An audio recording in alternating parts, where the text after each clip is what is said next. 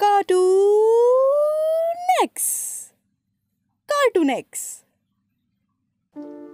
ये कहानी है जादुई मुखौटा। पहलवानपुर नाम का एक छोटा सा गांव था। अब नाम देखकर तो आप समझ ही गए होंगे कि यहाँ पहलवान रहते होंगे। इस गांव में पहलवानी की जाती थी और पहलवानों को बहुत ज्यादा इज्जत भी दी जाती थी। पर यहाँ झींगा नाम का एक बदमाश लड़का भी रहता था, जो हर किसी को अपनी ताकत दिखाकर उन्हें डराता, मारता और परेशान करता था। एक बार चिंटू, जो कि गांव का एक सीधा साधा लड़का था, वो अपने स्कूल से लौट रहा था। तभी झींगा उसके सामने आ जाता है। चिंटू उसे देखकर बोलता है, देखो झींगा, मुझे लड़ाई झगड़ा बिल्कुल पसंद नहीं, मुझे जाने दो। झींगा अपना रौब झाड़ते हुए कहता है, कैसे डरपोक हो तुम, सिर्फ पढ़ाई करने से कुछ नहीं होता। मुझे देखो कितना पहलवान हूँ मैं। चिंटू झींगा को समझाते हुए बोलता है, पढ़ाई से हम सब कुछ हासिल कर सकते हैं, बुद्धि ताकत से भी बड़ी होती है। अब झींगा को चिंटू की बात सुनकर गुस्सा आ जाता है और वो उससे लड़ना शुरू कर देता है और उसे पीट डालता है और चिंटू रोते रोते अपने घर चला जाता है। मिंटू, जो कि चिंटू का बड़ा भाई था, वो चिंटू को रोते हुए देखकर पूछता है, क्या हुआ चिंटू, किसने तुम्हें इस तरह मारा है? चिंटू बताता है, उस झींगा ने मेरा ये हाल कर दिया भैया। मिंटू गुस्से से कहता है, मैं उसे छोड़ूंगा नहीं, चलो मेरे साथ। मिंटू गुस्से में झींगा के पास जाता है और उससे लड़ाई करना शुरू कर देता है।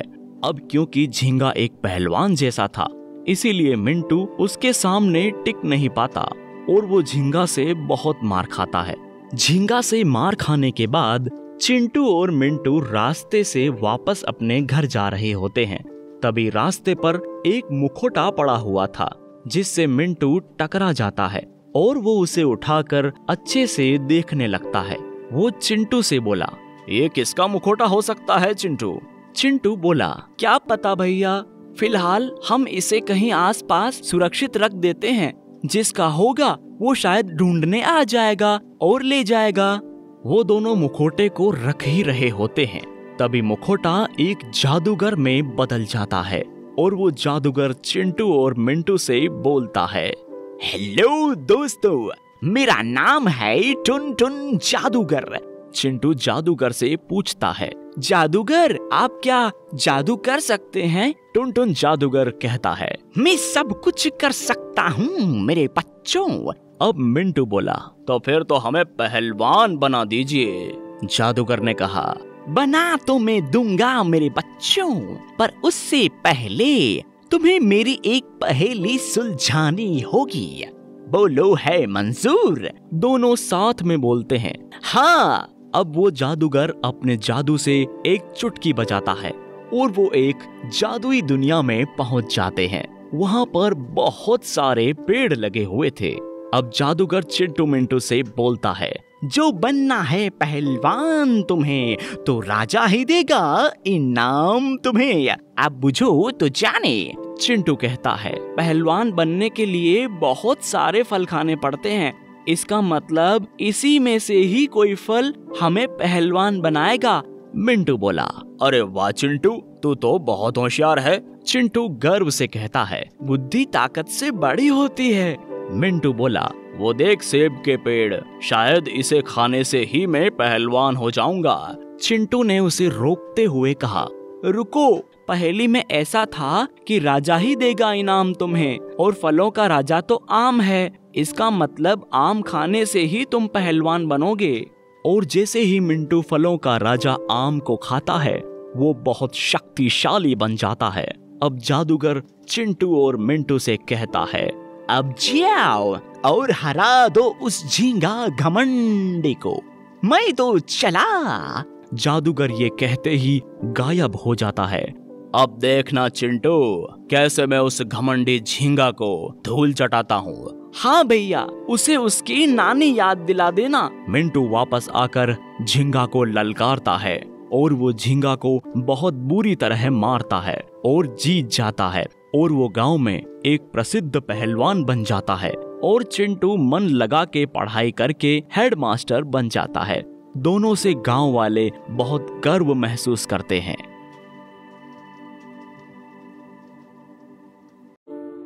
ये कहानी है जादुई जूते।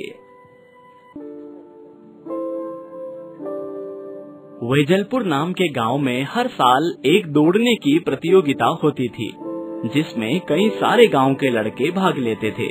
जो भी इस प्रतियोगिता में जीतता उसे बहुत सारे इनाम दिए जाते थे और उसके फोटो के पोस्टर सारे गांव में लगाए जाते थे। उस गांव में चिंटू और उसके पिता रमन भी रहते थे। गांव में एक ढोली ढोल बजाकर सबको बताते हुए कहता है, सुनो सुनो, इस साल भी गांव में दौड़ने की प्रतियोगिता होने वाली है, सब तैयार हो जाइए इस रोमांचक प्रतियोगिता का हिस्सा बनने के लिए। इतना सुनते ही रमन चिंटू से कहता है, तुम्हें पता है चिंटू, मैंने भी इसी प्रतियोगिता में हिस्सा लिया था और अव्वल भी आया था। चिंटू ये सुनकर बहुत खुश हो जाता है और वो भी प्रतियोगिता में जीतने के सपने देखने लगता है। अगले दिन वो अपने पिताजी से कहता है, पिताजी, इस साल गांव में दौड़ने की प्रतियोगिता में मैं भी हिस्सा लेना चाहता हूँ। अरे वाह, ये तो बहुत अच्छी बात है। खेल कूद में रुचि तो लेनी ही चाहिए, ये हमारी सेहत और मन दोनों के लिए बहुत अच्छा है। हाँ पिताजी, मैं भी आपकी तरह ये प्रतियोगिता जीतना चाहता हूँ, आपका नाम रोशन करना चाहता हूँ। चिंटू, प्रतियोगिता में भाग लेकर उसे अच्छे से खत्म करना और उसका मजा लेना चाहिए। जीत के बारे में सोचने पर दिमाग पर बोझ बढ़ जाता है। नहीं पिताजी, मुझे भी आपकी तरह जीतना है, मैं बहुत मेहनत करूँगा। ठीक है, चलो खाना तो खा लो। चिंटू दिन रात प्रतियोगिता के लिए मेहनत करने लगा। वो रोज दौड़ने की प्रैक्टिस करता, सुबह जल्दी उठकर कसरत करता और दिन भर यही सोचता कि जब वो जीत जाएगा तो उसके पोस्टर्स भी सारे गांव में लगेंगे। आखिरकार प्रतियोगिता का दिन भी आ ही गया। पिताजी, मुझे आशीर्वाद दीजिए कि मैं जीत के ही लौटूं। चिंटू, तुमने बहुत मेहनत की है, हार जीत के बारे में मत सोचो, जाओ प्रतियोगिता का मजा लो। चिंटू के पास खड़ा लड़का दूसरे लड़के से कहता है, ये देखो, ये बहुत महंगे जूते हैं, बड़े बड़े खिलाड़ी इसे ही पहनकर जीते हैं, आज तो मैं ही जीतूंगा। चिंटू उनकी बातें सुनकर मायूस हो जाता है और मन में सोचता है, मेरे पास तो कोई ऐसे अच्छे जूते भी नहीं, कहीं मैं हार गया तो। चिंटू इतना सोच ही रहा था कि प्रतियोगिता की घंटी बज गई। चिंटू का ध्यान दौड़ने में कम और उस लड़के के जूतों पर ज्यादा जा रहा था और इसी वजह से वो प्रतियोगिता में हार गया। चिंटू, तुमने जितनी मेहनत यहाँ की थी उतना वहाँ पर तुम दौड़े क्यों नहीं?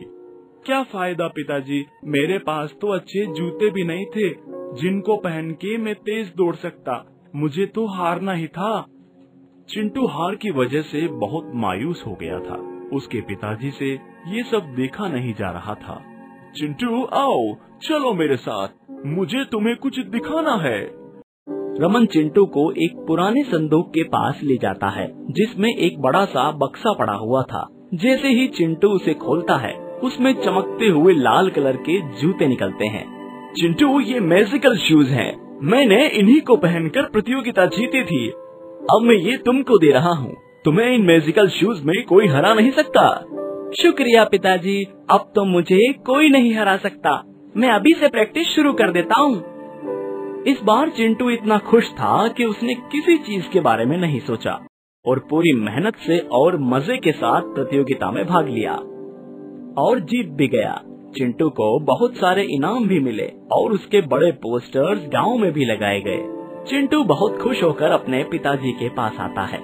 पिताजी, ये सब आपके मैजिकल शूज की वजह से हुआ है, देखिए मैं जीत गया। चिंटू, ये सब तुम्हारी मेहनत का नतीजा है, ये कोई मैजिकल शूज नहीं है, ये तो मैं तुम्हारे लिए बाजार से लाया था। मैजिक तो तुम्हारे अंदर है, तुमने इतनी मेहनत की और प्रतियोगिता का मजा लेते हुए दौड़े, वही तुम्हारी जीत का असली कारण है। चिंटू, जिंदगी में कभी भी हार के बारे में सोचकर मन दुखी नहीं करना चाहिए। मैजिक हमारे अंदर ही होता है, बस हमें उसे पहचानने की जरूरत होती है। रमन और चिंटू दोनों गले मिलते हैं और अपनी जीत का जश्न मनाते हैं। आगे की मजेदार स्टोरी के लिए चैनल को सब्सक्राइब करें और बेल आइकन प्रेस करना ना भूलें।